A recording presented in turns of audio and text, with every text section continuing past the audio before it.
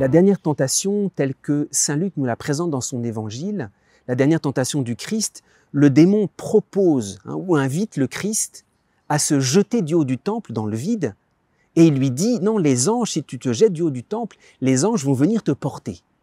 Cette tentation, c'est la dernière de toutes dans l'évangile de saint Luc. Et saint Luc ajoute aussitôt après, ayant épuisé toutes les formes de tentation, le démon s'en alla jusqu'au moment favorable. Ce qui veut dire que après cette tentation, toutes les tentations sont épuisées. De quoi s'agit-il ici?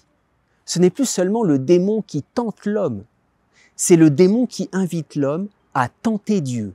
Et c'est vrai, se jeter dans le vide pour provoquer Dieu à manifester sa toute-puissance, j'allais dire pour l'obliger à faire quelque chose, c'est ça, tenter Dieu.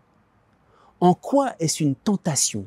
Il y a comme ici une caricature de l'abandon à la providence divine. On pourrait dire, mais non, en se jetant, c'est comme si on s'abandonne, Dieu de toute façon va nous accompagner. En réalité, c'est une caricature. Pensons à l'exemple de saint Pierre. Lors de la Passion, saint Pierre s'est comme jeté dans le vide, il est parti avec son épée, alors que Jésus lui dit, non, tu me suivras plus tard.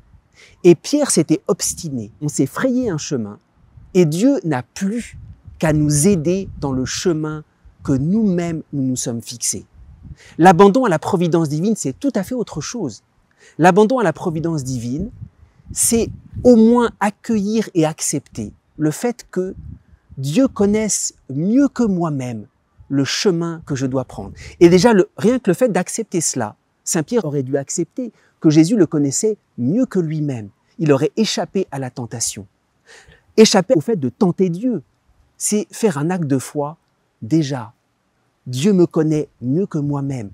Et c'est ça le véritable abandon. Le véritable abandon, c'est avoir la certitude que quelqu'un me connaît, me regarde, me dirige mieux que je ne me dirige moi-même. Et c'est ça qui met dans la paix.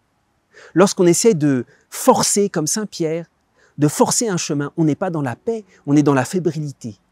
Par contre, s'abandonner à la providence divine, c'est d'abord savoir au fond de notre cœur qu'il y a quelqu'un qui me connaît mieux que moi, et qui effectivement me dirige, même si je ne le vois pas.